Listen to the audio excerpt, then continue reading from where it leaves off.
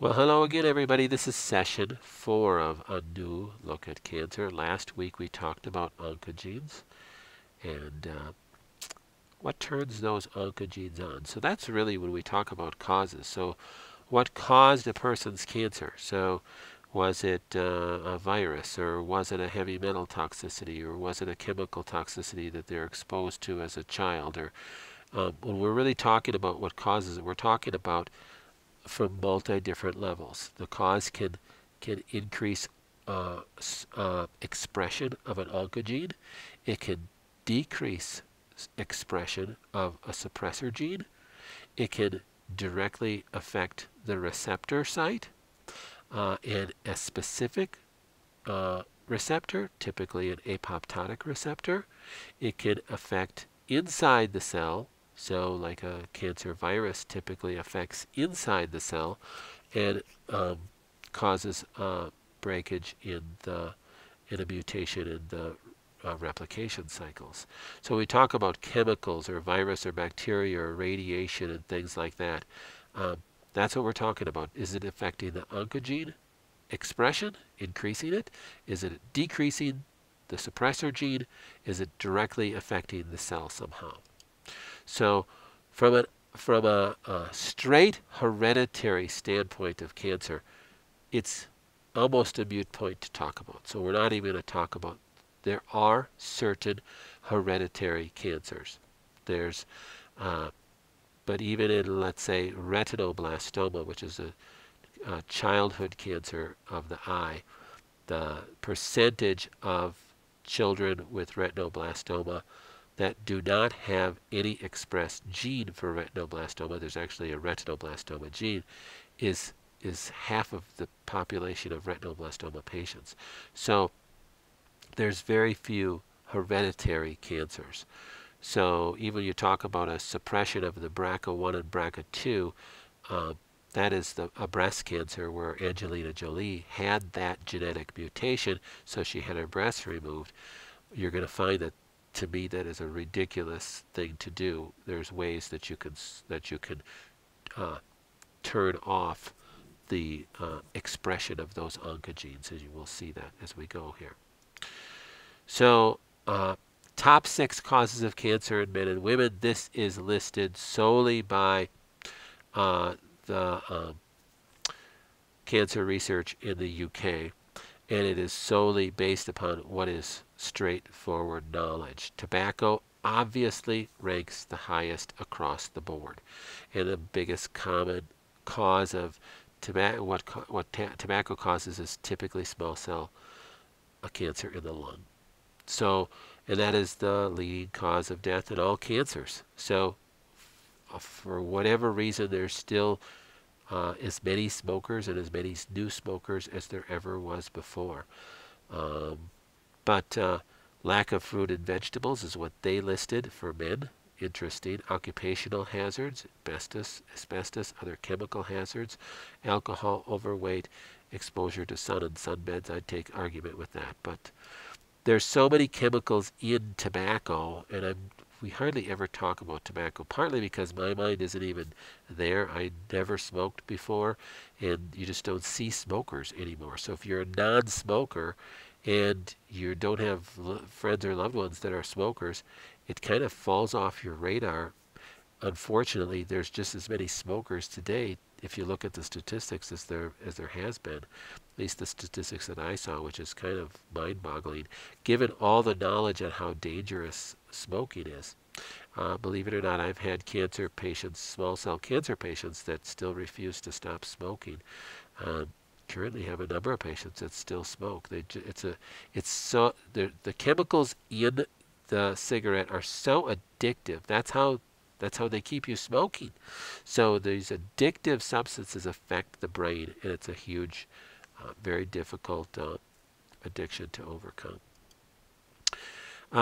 H. pylori, Helicobacter pylori, a very, very common cause of cancer. It's the #1 cause of stomach cancer worldwide. By the way, H. pylori, we'll do a whole presentation on that. But H. pylori is a gram-negative bacteria. So It is ubiquitous. That means it's everywhere. You will be exposed to. You have already been exposed to H. pylori.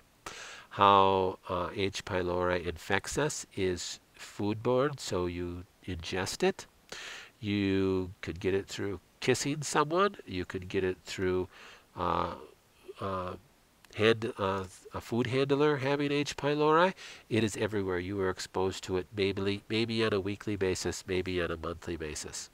Now, why doesn't everybody have an H. pylori infection? Well, sad to say that probably 50% of the world's population have an undiagnosed H. pylori infection, but I'm not going to get into that right now.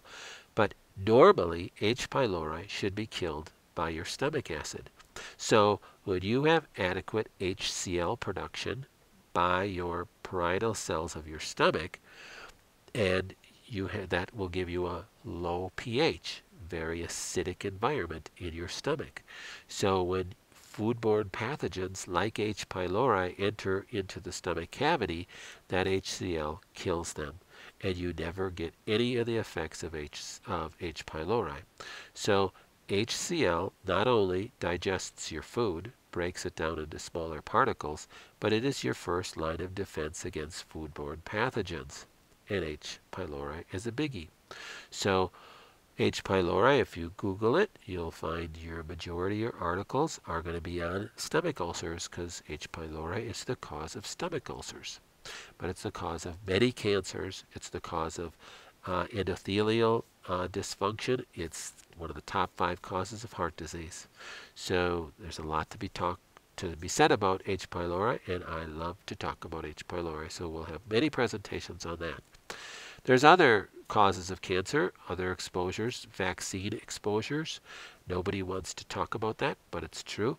Old vaccines are a major cause of cancer. The chemicals in those vaccines are injected into your bloodstream at a concentration that almost always exceeds your liver's ability to detoxify them. So you are going to be poisoned by them. Fluoride, here's a quote by Dr. Dean Burke. He says, in point of fact, fluoride causes more human cancer death and causes it faster than any other chemical. Look on our presentation look on our on the My Hope Online for a presentation on fluoride. If you don't see it, it'll be coming out soon. It's already been created. It'll scare your socks off. So you've heard you are what you eat. We're exposed to all these chemicals. We eat these foods with additives, colorings, flavorings, all these bad fats, these trans fats, and oh, we can't barbecue with the meat and cook it too hard, and all these different chemicals that we're exposed to in our foods that are cytotoxins and all these are bad things. Is it true you are what you eat? Well, I guess in a sense you are, but really you are what you absorb. So not just what you eat, you have to absorb it. And you absorb things through your skin too. So not only are you getting chemicals through your food, you're getting chemicals through your shampoo, through your soap, through all the lotions that you put on your skin, the foundation and the eyeshadow and the lipstick you women are wearing, all the creams and the sunblocks. That's a horrible one. All those chemicals are going into your bloodstream. Hey, and you're absorbing through your lungs. That's actually the fastest way to get something in, unless you're injected into your bloodstream like a vaccination or some drug. You are absorbing through your lungs. You breathe it in your alveolar spaces, crosses right into your bloodstream, and is circulating your blood within a matter of seconds. What are those chemicals? Well, you go to the gas station, the chemicals gassing off your carpeting, gassing off new construction, fluorine. It just is endless. It is just absolutely endless. It's just downright scary. Are you what you eat? Yes. Are you what you absorb? Well, that's even better. Really, you are what you don't detoxify. So all those chemicals go into our body and are circulating in our blood. And your body has 2 choices. Number 1, it's going to try to detoxify them. So they go through those liver detox pathways. Remember we talked about last week about the methylation pathway? That's one of them. So if you have a defect in that methylation pathway from other epigenetic changes, then you are even going to be a slower detoxifier.